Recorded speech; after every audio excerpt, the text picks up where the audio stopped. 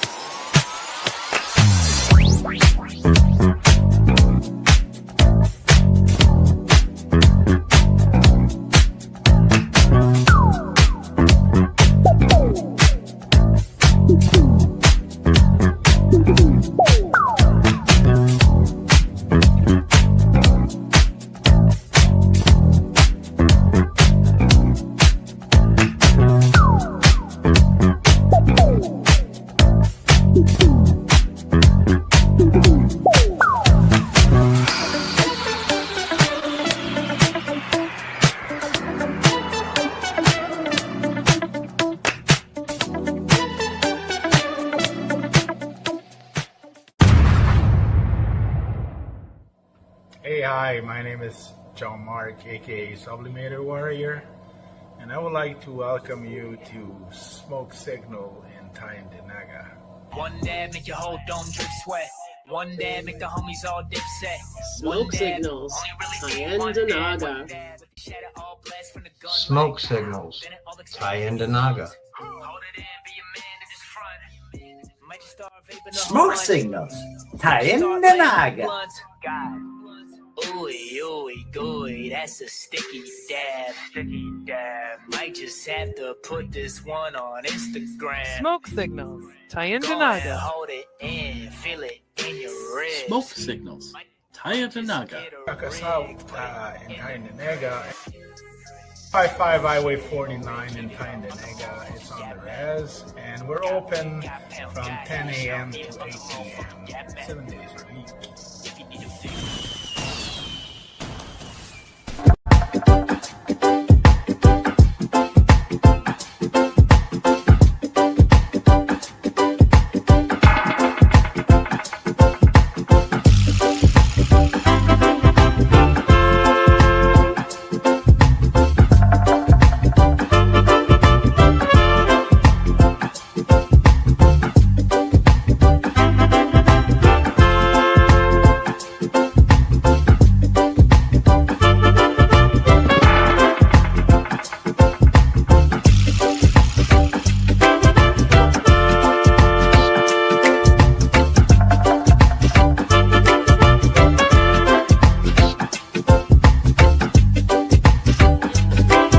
Dirty Dave, award-winning cultivator for over 4 decades.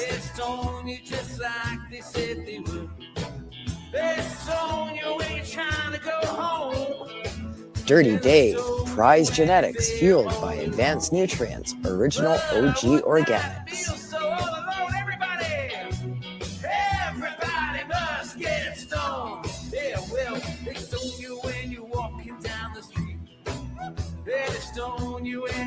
Dirty Dave, award-winning products available at these fine establishments.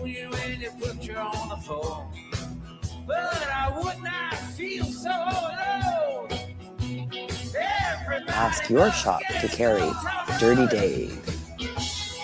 Contact us at dirtiesdoggies@gmail.com.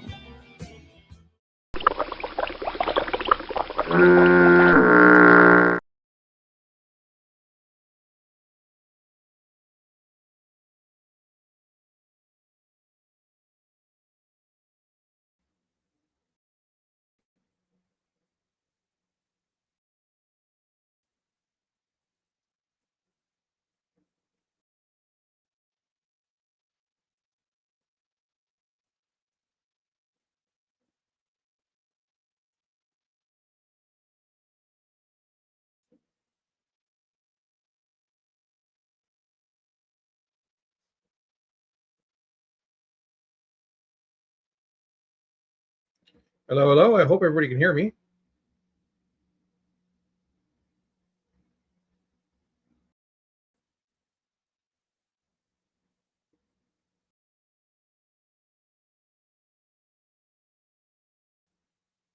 All right, guys. Looks like you don't get to see me today. The cameras are not working, or at least the StreamYard's not working. So you'll have to listen to me, I guess. I'll put that back up. Hello, everybody. Welcome to Ask Bryn. We're going to do this. We're going to do this without my beautiful face today, which is all right. So welcome to Ask Bryn. Ask Bryn's is set up as the daily sesh, the Freestyle Friday on the 710 network. Thank you very much to the NOK network and Kim and all the other people, all my other joint co-hosts and people who keep this show going and all the other shows on the network. Thank you for allowing me to be here. Ask Bryn is set up. Ask Bryn is set up so that you get the chance to ask me questions, and I put it onto various episodes. But we break it down into a couple of different sections. First, we have our 710 hoots. We have our 710 hoots, as well as our 420 hoots. We get to break that down into little sections. But first thing I'm going to do is read off some cannabis news for a couple of minutes until we get to 420 or 710 on the West Coast side there. The most important thing in the cannabis news is I always talk about the Canadian cannabis industry being absorbed by large American and multinational conglomerates. And I always say that the larger of the groups that is independent, is still Canadian, is Aurora Cannabis. It does look like the end has come for Aurora Cannabis. They are being gobbled up by American corporation Curaleaf. Multi-state operator Curaleaf has officially launched an unsolicited battle to take over the bid for Canadian producer Aurora Cannabis. High-stakes corporate power play valued at over $260 million US. Curaleaf is taking this offer directly to shareholders after Aurora's board resisted initial private negotiations.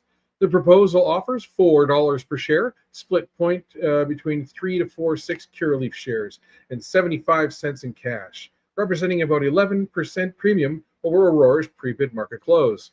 Curaleaf's pitch is all about global dominance, combining its extensive U.S. retail footprint with Aurora's well-established international medical export network. Again, I talked about how cannabis in Canada, most of it is turned into medical and most of it is sent out. However, Aurora's leadership is pushing back. The board has formed an independent special committee and advised shareholders to take action. Aurora argues the bid opportunistically undervalues the company to benefit Curaleaf, pointing specifically to Aurora's strong balance sheet, zero funded debt, and profitable channels. The former offer remains through December 1st, making the start of a protracted corporate battle. This is what they call to a hostile takeover. So this type of thing, not uncommon in the business world, but it might be something that Aurora cannot stop. Ultimately, it will be up to their voting share members to decide whether or not this is a deal that's good for them. If this happens to be the case, then we will lose the last bastion of Canadian cannabis industry still controlled and operated in Canada.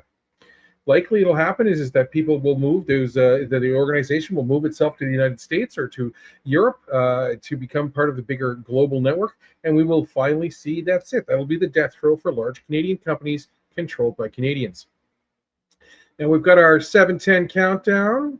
Hold on here. What have I done? The 710 countdown. That'll be coming soon here. Let's see here in about 40 seconds. So you let me know what you're dabbing today. I can't show you, but I'm still smoking on my big jar of diamond here. It's a beautiful little thing. Don't hit it very often, but it's a great treat during the show. That's what I'll be enjoying. 10 seconds. And once again, StreamYard doesn't seem to want to let me put my... Oh, there we go. Ha, exist. Here we go. Maybe it's Bryn. It's not. All right. Happy 710, everybody. Happy 710. There we go. Getting my dab ready. I'm a little late. Finally got my face on the screen. My apologies, everybody. I'm still learning the ways of the StreamYard. Oh, that was tasty. I hope everybody's enjoying 710 and remembers why we get a chance to do that. Celebrating our heroes and the people who made that possible. I guess I can show you guys now. Here's my little jar o' diamond. Look at that. Look at that thing. Solid as a rock. Yeah. Tasty. That's my extract. I wonder what you guys are having. Okay. Now, next up, the cannabis news.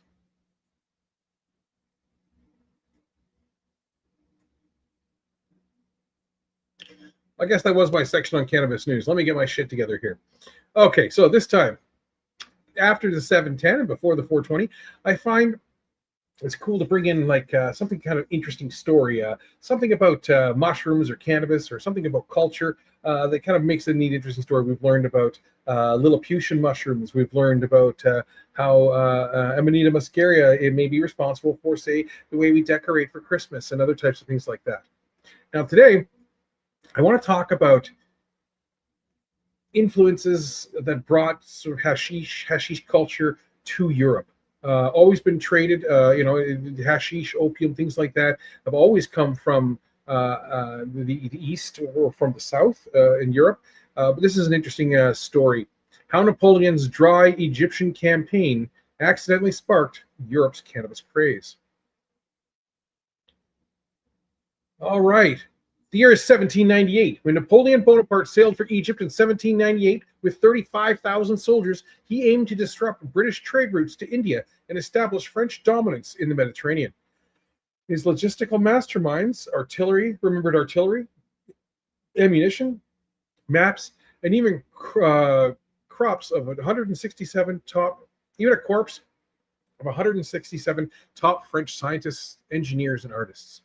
But they forgot one essential French supply: wine.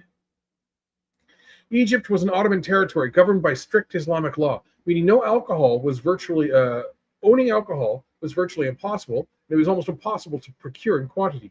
For French infantrymen marching through the desert in the heat in heavy wool uniforms, surviving in the muddy Nile water and bland rations, morale evaporated quickly. Soldiers began searching local bazaars for anything that would take the edge off, and they quickly noticed that Egyptian locals were not drinking alcohol. Instead, they were frequenting open-air cafes, consuming small spiced sweets, smoking clay pipes, and drinking infused teas. The discovery: hashish and dawa mesk. The French troops discovered hashish. In Cairo and Alexandria, the primary form was not smoked bud, but rather an edible preparation known as dawa mesk, a potent paste crafted from hashish resin, clarified butter called ghee, honey, ground almonds, pistachios, cinnamon, nutmeg, and occasionally musk. To French soldiers accustomed to the acidic table wine, this green and nutty confectionery felt like pure magic. It provided an intense psychoactive high that was entirely unfamiliar in Western Europe, where cannabis had been grown for centuries almost exclusively as a low THC industrial hemp for rope and naval rigging. Soldiers began buying dawa mesk in bulk, long before entire garrisons spent their duty hours in haze-filled cafes or drifting through camp in states of profound euphoria and giggles. History's first modern drug ban, Napoleon did not share his troops' enthusiasm. A commander obsessively focused on discipline, precision drills, and battlefield alertness, Bonaparte watched in horror as his vanguard troops wandered Alexandria, half-dazed and lethargic. On November 8th, 1800, General Jacques-François Monod, acting under Napoleon's direct standing orders, issued one of the first explicit modern state prohibitions against cannabis. He stated, "Use of the beverage made by certain Muslims with a plant called hashish and smoking the leaves of hemp are prohibited throughout Egypt." The decree ordered an immediate closure of all hashish selling establishments, confiscation and burning of all supplies, 3 months of hard labor in prison for any soldier or merchant caught buying, selling, or consuming the product. The ban failed completely. Egyptian shopkeepers simply hid the paste. Soldiers had already developed a taste for it, and the black market flourished across Cairo overnight. When the defeated, dysentery-ridden French army finally withdrew from Egypt in 1801, the soldiers packed their kits with whatever they could salvage. Hidden inside cartridges, pouches, knapsacks, hollowed-out equipment were slabs of cured hashish and jars of dawamesk. Along with the troops came Napoleon's academic expedition, the savants. While the soldiers brought hashish home for recreation, the scientists and physicians brought it home to study. Dr. Louis Remy, Aubert Roche, and naturalist Pierre Charles Royer began publishing medical observations on how North Africans use cannabis resin to treat pain, melancholy, and infectious spasms. The aftermath. Club des Hashishins. Within a generation, what had begun as a desert ration substitute transformed Parisian high society. By the 1840s, French alienist Dr. Jacques Joseph Moreau de Tours opened the infamous Club des Hashishins inside the opulent Hotel de Lausanne in Paris. Dressed in Ottoman robes and velvet, the greatest literary minds of the area gathered monthly to ingest silver spoons of dawamesk and document their hallucinations. Charles Baudelaire composed essays analyzing artificial paradises. André Dumas, who wrote hashish directly into the Count of Monte Cristo, describing it as an elixir that opens the gates of infinite fantasy. Théophile Gautier, Honor du Balzac, and Victor Hugo attended salon sessions to test the boundaries of human perception.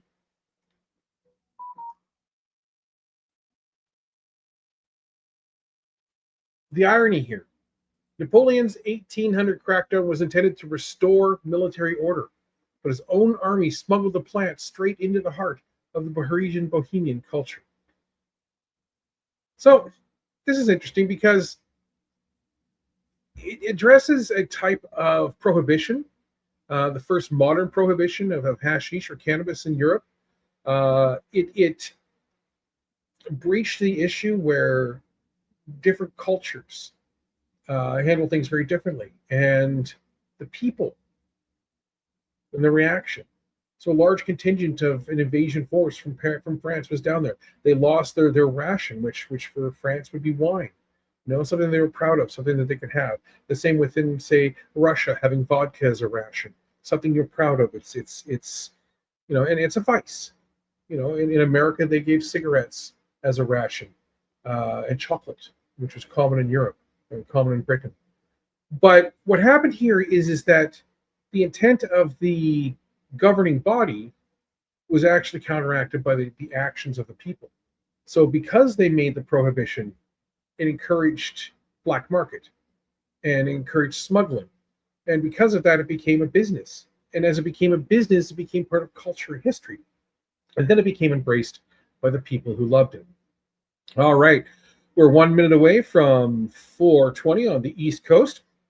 Once again, I'm going to dab my little jar because I live in an apartment and I can't smoke it inside.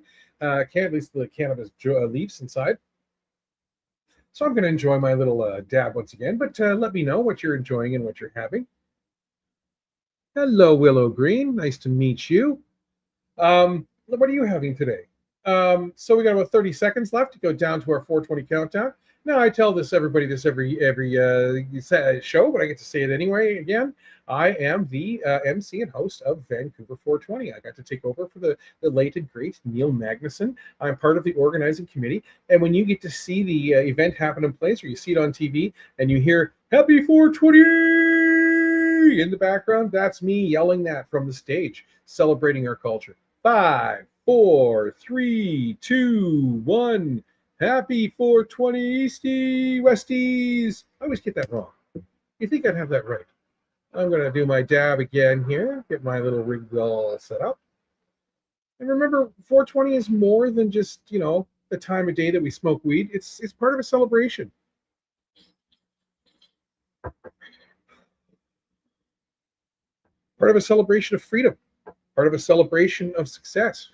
Part of a celebration to remember the people that we lost, the people that suffered, the people who are still in jail for cannabis, and people in places like other countries or in the Americas and in different states that cannabis is still illegal. people that are being punished, people that have made the great changes, the names that we look to, and even cultural people like Cheech and Chong, who kept the culture alive, in a mass public sense, and kept the celebration alive.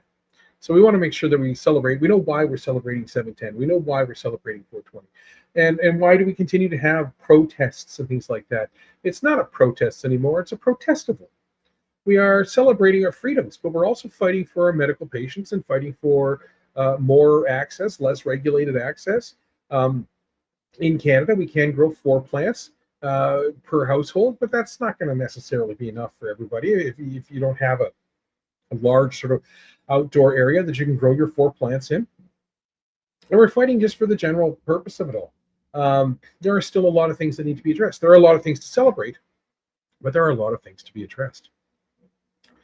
Now, how does Ask Bryn work? It's called Ask Bryn because people send me questions. They send it to brynjones@gmail.com. That's an excellent way to get directly hold of me. You can ask questions. You can give me content. You can debate me. You can request to be a guest on the show. You can do all those wonderful things. But what I basically do is I take all the questions I've been asked in the past, all the lessons I've given in public speeches, things like that, and I just try to create content, try to create things that are entertaining and valuable to you. Now, this is what we call the 420 Chat with Bryn. Now that I've gone through the news, the amazing news that we're going to lose Aurora Cannabis, I knew it was a time to come. I hope that the people who invested in it make their money back. I hope that they choose to keep Aurora as a Canadian company with Canadian interests. But unfortunately, I feel that will be the final death straw of domestic Canadian ownership of our industry. A big deal for everybody. We celebrated our 710. I was able to give you some cool information about hashish coming into Europe and how that experience is. I've had a friend go to Egypt and experience buying hashish from the Bedouin. He said it was some of the best stuff he'd ever had. So yeah, really cool stories. But now with the 420 Chat with Bryn, I picked different topics. Again, it could be questions, it could be relevant, it could be a combination of things, and I try to make them entertaining for you guys. So here you go. Here's the 420 Chat with Bryn.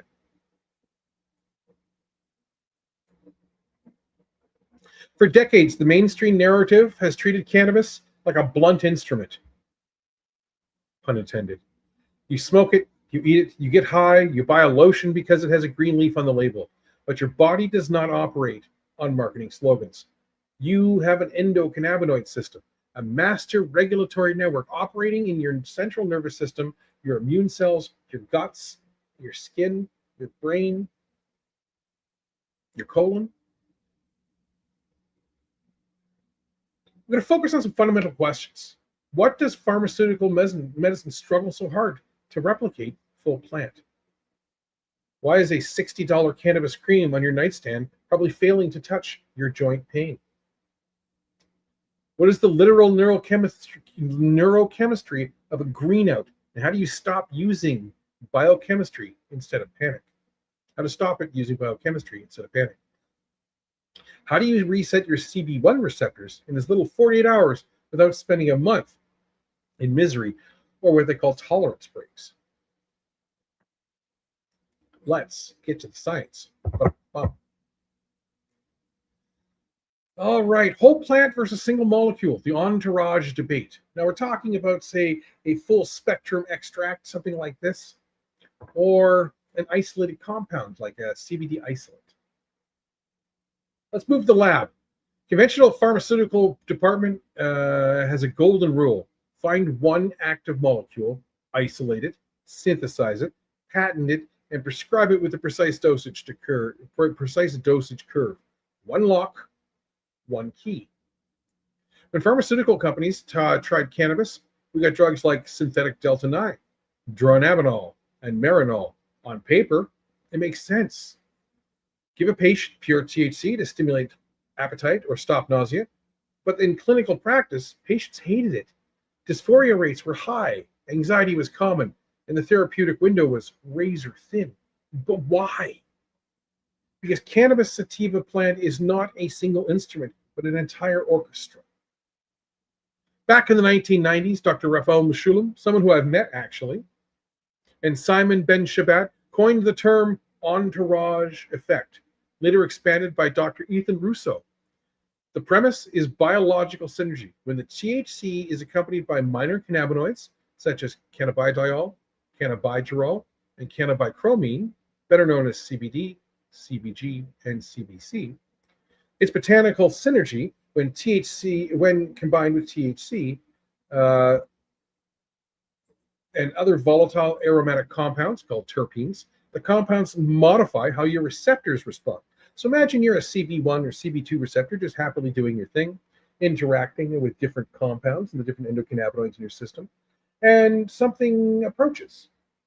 Now, there are various different ways, if you were to break it down in one by one, that this receptor would react. But just like how different terpenes, different compounds that we talked about, this entourage effect, can create very different strains with very different flavors and very different effects, that can have very different effects and be reacted to very differently with your CB receptors. And they are your direct, that's what it interacts with and speaks with your endocannabinoid system. Now, mainstream pharma calls this polypharmacy when they're skeptical, because multi-compound botanical drugs are notoriously difficult to standardize. But look at what recent pharmacology tells us. CBD acts as a negative allosteric modulator to the CB1 receptors. Does that mean it changes the receptor pocket so THC cannot bind aggressively, curbing paranoia and tachycardia, which is your paranoia and your heartbeat. So if it's got some CBD in it, it can reduce that heavy effect. Terpenes aren't just scents.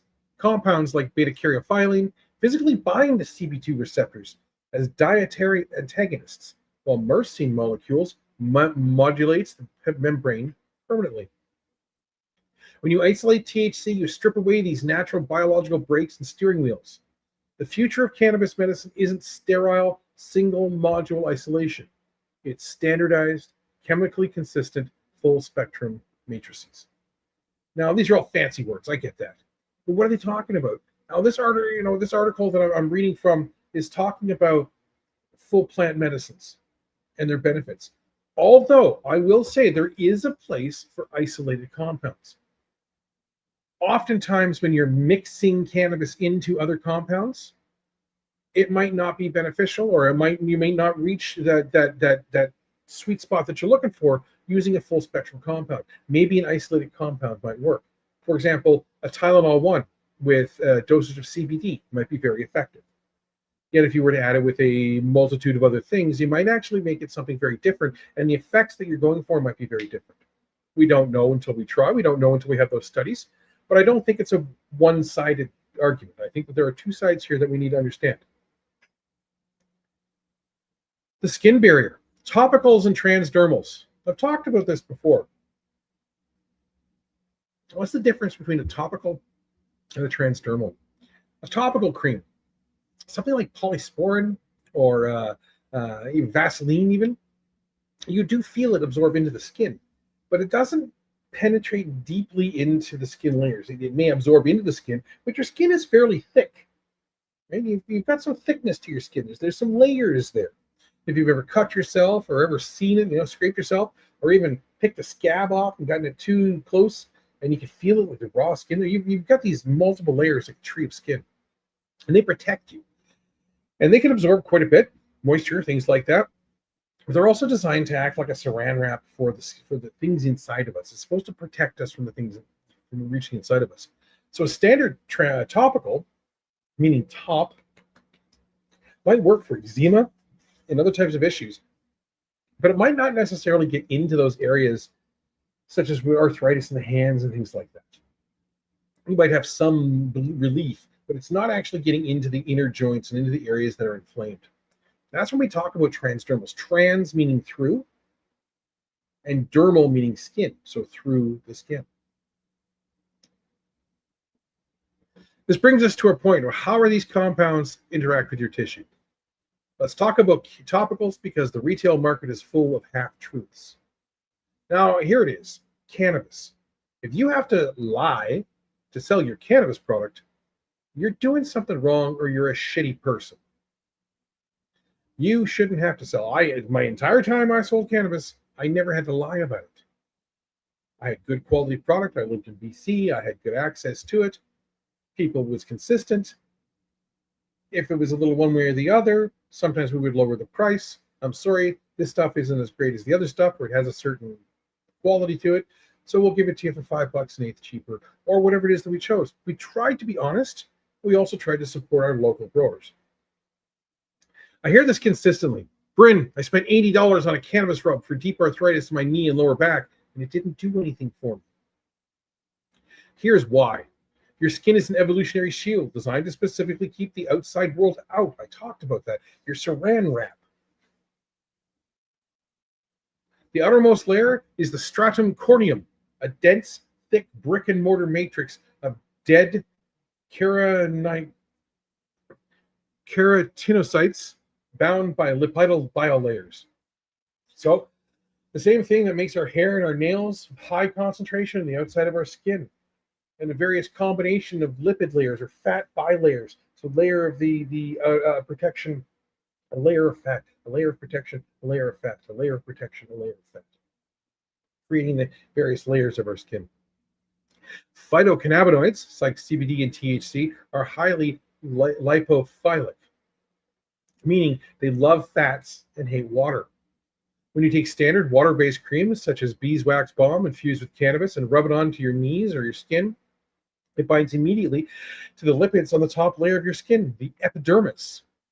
It interacts with local CB2 receptors in the cutaneous tissue, great for eczema, psoriasis, or localized surface inflammations. But it stops there. It does not penetrate your dermis. It does not cross into the bloodstream, and it never reaches the deep synovial fluid in your knees or other joints. If a product does not contain a verified chemical permeation enhancers, such as high concentrations of oleic acid, terpenes like limonene, cinnalol, and specialized liposomal and ethosmal delivery carriers, it's not a topical. It's a topical, not a transdermal. If the label claims to have deep tissue systemic relief, but lists a standard lotion as a base, there is no carrier technology to bring that medicine inside your skin, past the protective barriers that nature has put there. If you're paying top dollar for a scented moisturizer, demand true transdermal formulations. And during my time in cannabis production, development, product development, SOPs and things like that, we worked with Access 2, and we worked with a pharmaceutical company out of France originally, to receive transdermal creams through an R&D research project. And then we were able to share our information, our experiences, and the information that we learned was traded for access to this cream. And we still had to pay for it, but it was a controlled substance. You can't just go buy transdermal creams. They don't like that.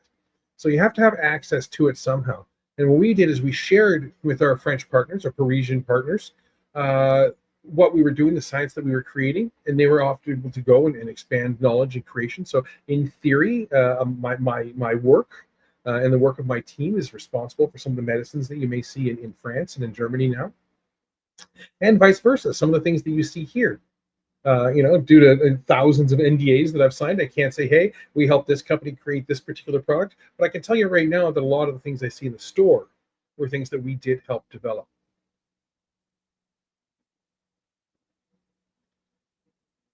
Yeah, we've just broken down the biological synergy and physical limitations of skin absorption. Now what I want to do is cannabinoid consumption. Cannabinoid consumption goes completely sideways, and neurobiology of resetting your tolerance without waiting 4 weeks. If you have questions about specific lab results, formulations, or clinical studies, drop them in my comments, drop them in the email, send them to me, and we'll pull them from listener questions, and I'll create episodes with that.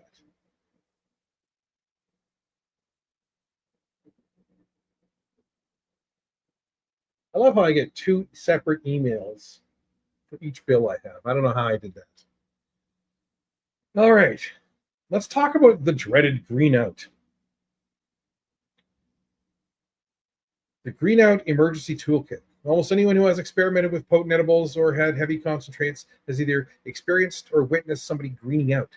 The sudden pale skin, cold sweats, pounding heart rate, dizziness, and intense spiraling panic. Some people do not handle it well.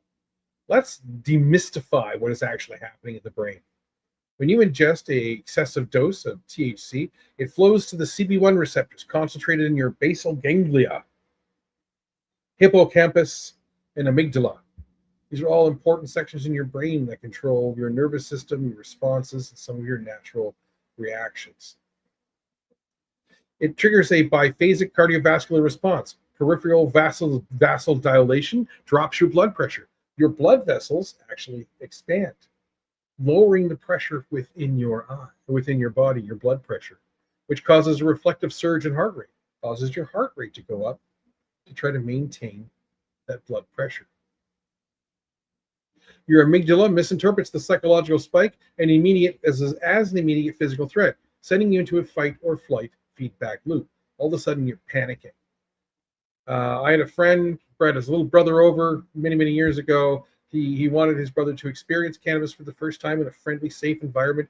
And unfortunately, the kid had never had anything before. He'd never had Bryn's good weed before, which came from some pretty heavy people.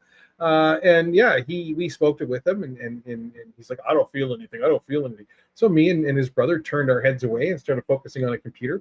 And about 10 minutes later, he's like, I can't feel my legs. And of course, we laughed at him. We understood what was going on.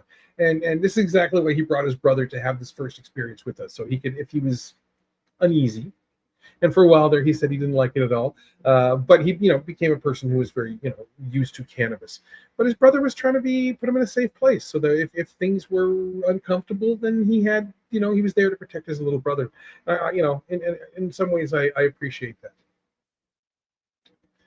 Remind yourself, or the person that you're helping, that nobody has ever died from acute cannabinoid toxicity. Okay? Cannabinoid receptors do not govern the brainstem centers that control basic respiration like opioid receptors. You are physically safe. Your nervous system is just simply overwhelmed. Okay?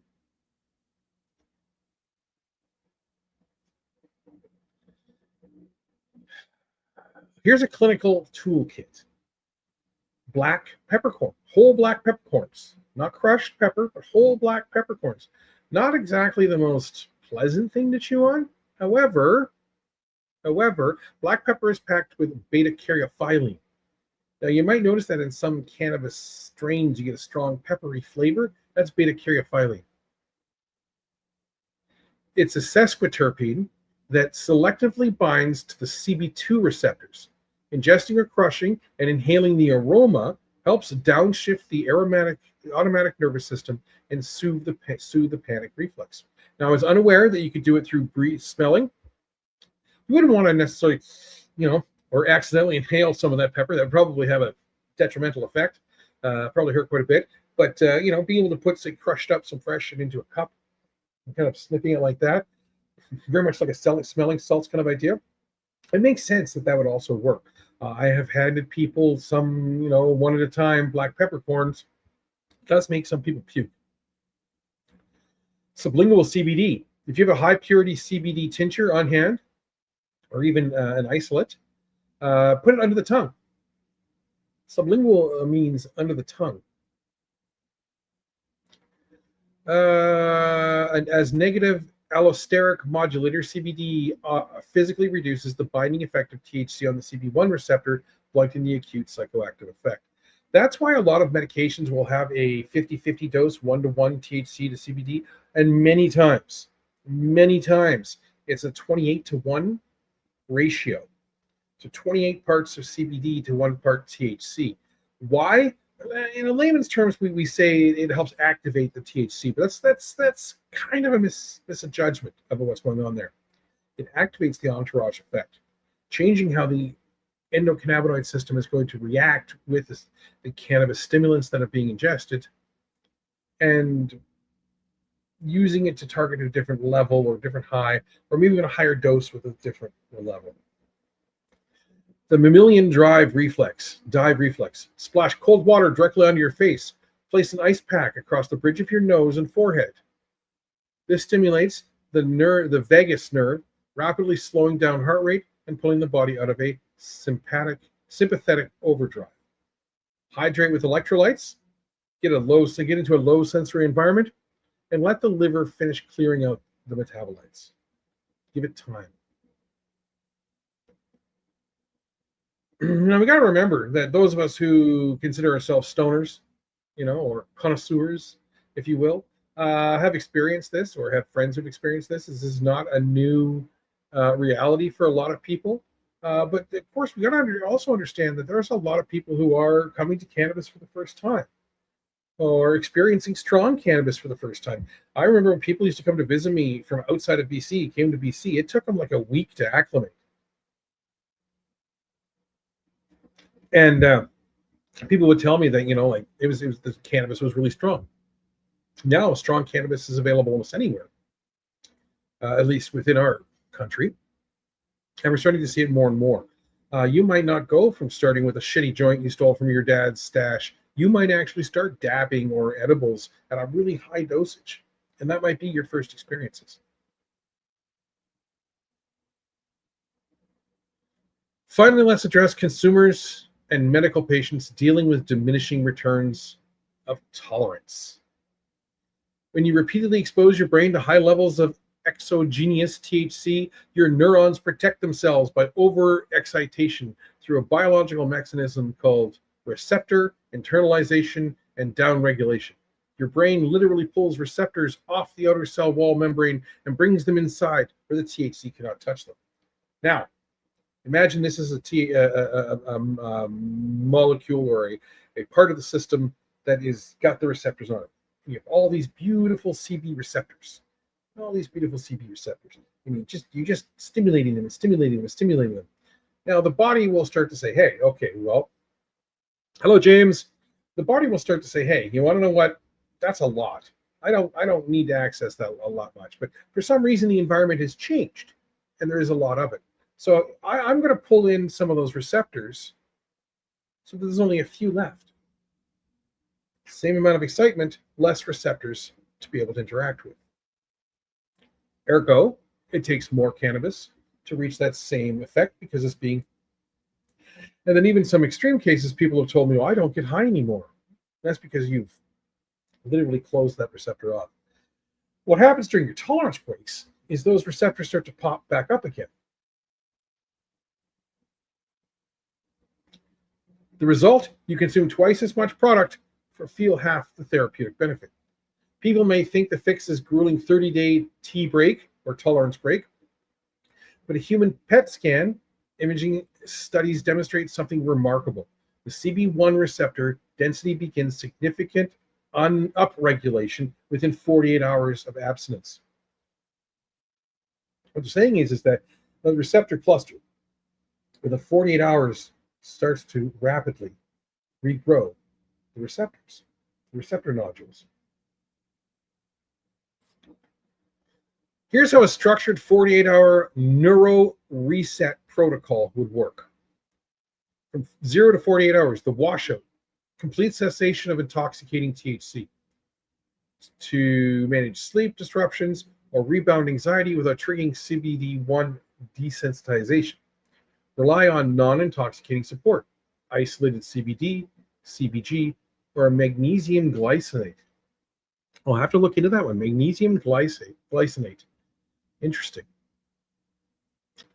Sweat and mobilize. Cannabinoids are lipophilic. They store in adipose tissue, fatty tissues. Moderate to high level intensity aerobic exercise during that 48-hour window not only promotes natural endorphin release, but helps to mobilize stored lipid-bound metabolites while stimulating your body's native anandamide production. So what it's saying there is that if you do some activity, you sweat it out, you do some activities, your body's going to burn off some of those fat compounds that you have. It's going to burn off some of those stored compounds within those fats. And then your body will try to replace them with anandamide, which is the natural compound, the natural THC compound inside your body. In fact, it's originally found in mama's milk. It's known as a bliss compound. It's what makes baby after having a bunch of milk, and also what draws baby back to it. We get baby high. It's part of nature. It's part of the process. It's using instinct and what the brain does understand at that infant level. The re-entry microdose. When you reintroduce cannabis on day 3 Do not return to your regular, large, older doses. Your receptor availability has refreshed. Start at, say, 20% of your previous baseline. You will find minimum effect therapeutic dose has dropped dramatically. So hopefully that makes sense. What they're saying here in layman's terms is cut out the THC. Stop with the THC. Give it 2 days, 48 hours. Nice and fresh. Don't go buy another pack of joints. Don't go buy another bag of weed. Just let it go for a couple of days. Then, after the couple of days has gone by, do some stimulating activities. Go for a hike. Go for a swim. Go for a bike ride. Maybe a couple of long walks for over a period of weeks. Make sure that you're burning. You're using your lungs. You're using your body. You're sweating it out a little bit. It's true that you can chew on peppercorn and it will help bring tolerance down. I don't know about tolerance, but it'll definitely bring your greening out down. But not a lot of people can handle chewing directly on that. Change back and forth with premium and mids, and you can tell the difference. Well, that's exactly it. You're changing the amount that you're actually consuming. And again, when you get into concentrates, it's got a huge amount of THC and other compounds in it. But I only really dab it a couple times a day. When you introduce cannabis on day 3, do not return to your old dose. Make sure you reduce it 20%. Well, if that makes sense. Let's put all the threads together. Cannabis is a powerful precisely because it mirrors the endogenous chemistry that lives within the human body. When you respect the complexity of the whole plant matrix, understand how delivery routes actually cross physical barriers, and know how to manage acute overconsumption, actively manage your receptor density, and take control of your own wellness. You move from being a passive consumer to an informed, empowered patient and advocate. That's my deep dive this week. Be sure to hit follow. I don't have a follow button. I suppose probably Rumble and Facebook and different things do. So please follow the NOK network and all of the different avenues that we have. Like it me on Facebook, I guess is a better way to put it too. Show your support. That's what keeps things going. That's what allows us to do what we do. Keeps our advertisers happy. Stuff like that. Share my episodes. Share what I've talked about. Share my access to my email information. Reach out. If you have people around you that would benefit from this knowledge, that would benefit from the things that I teach, I try to give an educated and informed opinion. I try to make it so that when you walk away, you think to yourself, that was a little bit interesting, or that was something that I learned. I also want to emphasize the fact that I have been a cannabis philosopher, educator, activist for well over 20 years. I've been a professional in the industry in one way or another. I started off in helping growers just like everybody else originally. I enjoyed my time as a counterculture individual, but now I've written articles, I've written speeches for other people. I have been doing Ask Bryn series for a decade or longer now in different formats, written, video, pre-recorded, live. This is my first time doing it live, which is really cool. And the objective is to show that there's more. We have this philosophical corner. We have this knowledge corner. You can ask Bryn. You can reach out and talk to your various professionals. If doctors and nurses want to learn, we have programs for that as well. In fact, I'm a partner company that works with us that took the knowledge that we have and created medical and caretaker knowledge programs, working with to eventually be able to bring this so that it becomes a standardized form for the government, so that eventually the doctors have something that they can work with. I'm Bryn Jones. Thank you for being here on Ask Bryn. Thank you for the NOK Network, Northern Ontario Kim.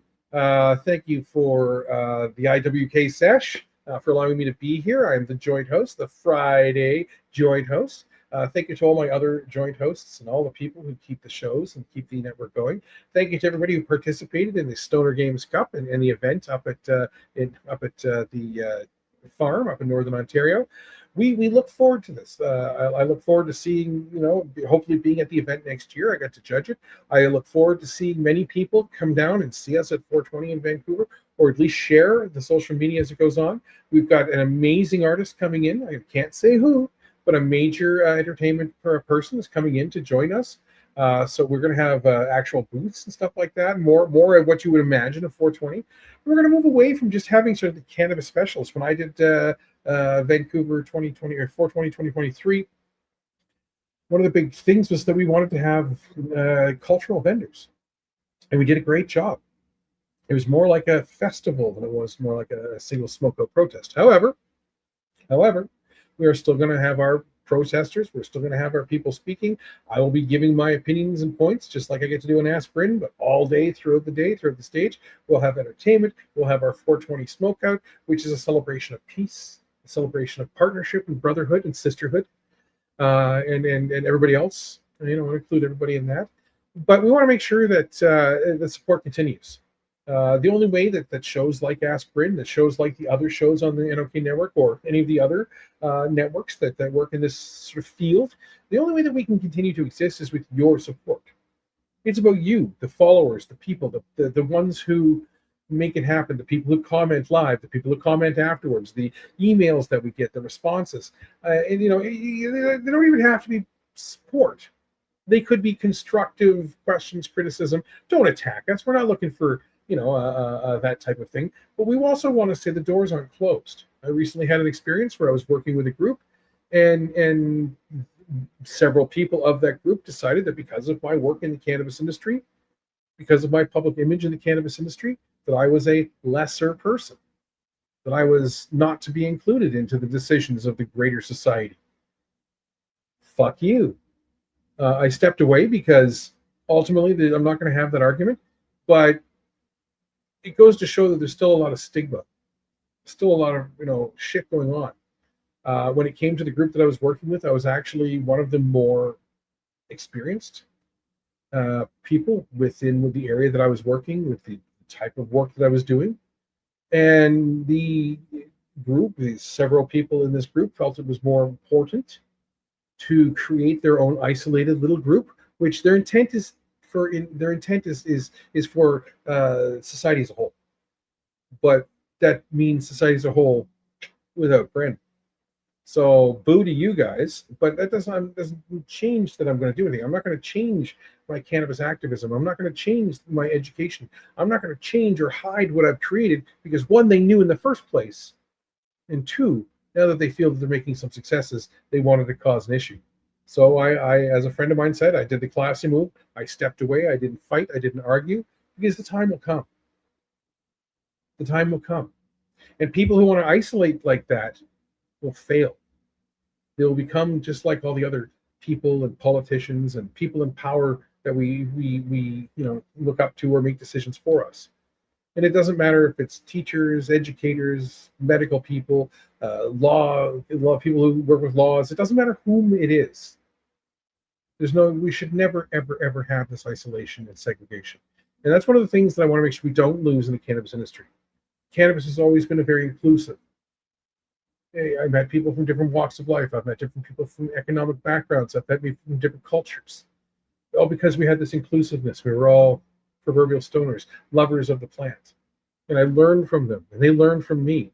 So I'm going to continue to do the work that I do. I'm not going to allow anybody to pressure me or to push me out or to tell me, you have to be this or this.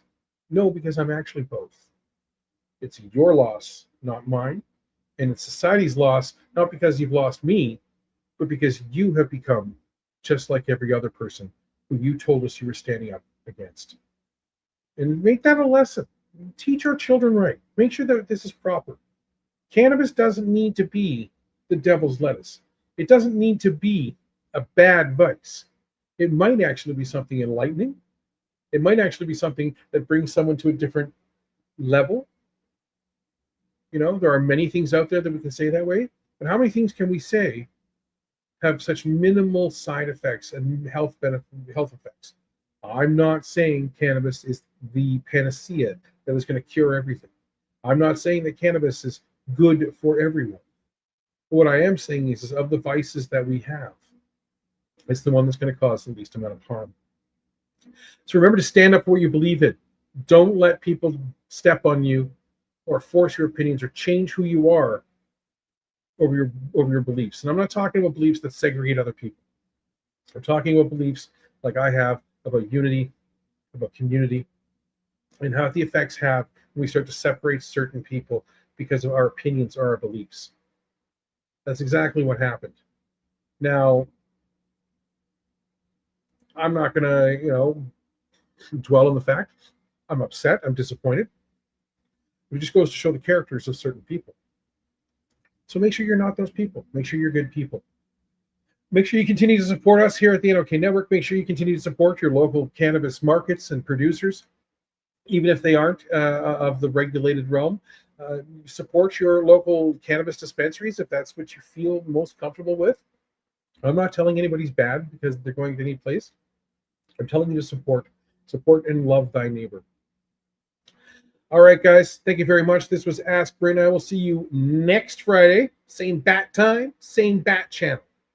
Education is the key.